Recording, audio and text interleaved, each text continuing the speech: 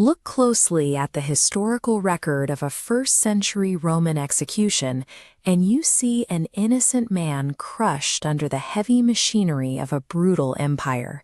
From the outside, it appears to be a total loss of control.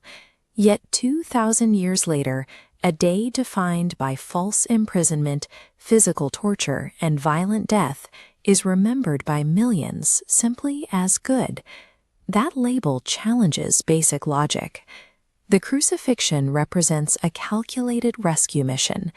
Every detail of the event suggests a deliberate act of will.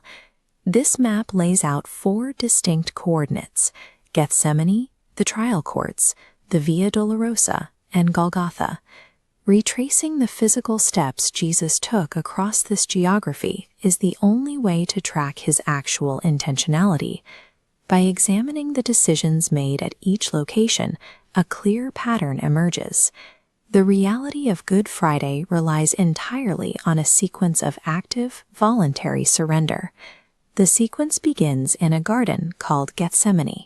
It is late at night, and the psychological weight of the impending execution is fully present. Jesus faces the crushing pressure of the cup he was about to drink. Severe internal agony causes capillaries to rupture, resulting in sweat-like drops of blood. His physical body reacts to the massive burden. He remained in the garden praying a profound prayer. "Not my will, but yours be done." This shows the decision to sacrifice was finalized internally, long before the guards arrived. From the quiet of the garden, the location shifts to the chaotic trial courts.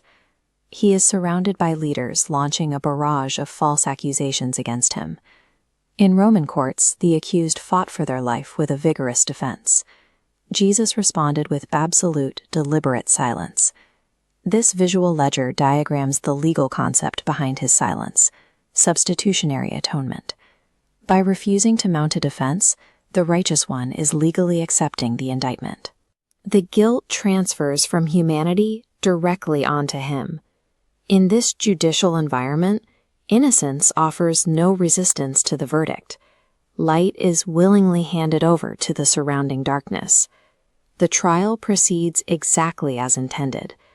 The righteous one deliberately stands in the place of the guilty to settle an impossible legal debt. The physical toll begins to accumulate on the Via Dolorosa. He is forced to carry the rough timber of a Roman cross through crowded Jerusalem streets. The physical friction of wood scraping across cobblestones mirrors a metaphysical burden. He carries his instrument of death alongside the weight of human sin. Despite the massive physical drag, the momentum never stops. Every forward step represents a conscious refusal to abandon the mission. The journey arrives at Golgotha. This hill is the absolute climax of the redemptive mission. Here, the core mechanics of crucifixion unfold. Golgotha is the precise cosmic coordinate where God's demand for justice and his ultimate love violently collide. Judgment is fully executed at that center, generating a new element: absolute mercy radiating outward. The cross stands as the only location where the righteous requirement to punish failure and the desire to save humanity could perfectly intersect. As the physical life ends, the final words spoken are, "It is finished."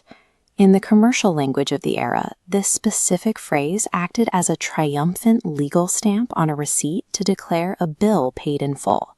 The cosmic debt generated by human rebellion is settled. The price of salvation is fully paid. A settled debt removes the legal barrier between the Creator and the created. This completed transaction creates a point of access for anyone who believes, linking the historical event to a present invitation. The mechanics of this rescue mission mean the suffering was intensely personal. The one who was crucified absorbed that judgment in your specific place.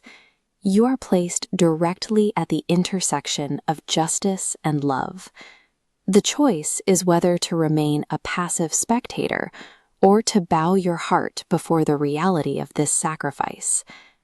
Good Friday demands a response. It asks you to grasp the cost and to never treat lightly a love that gave itself to the very end.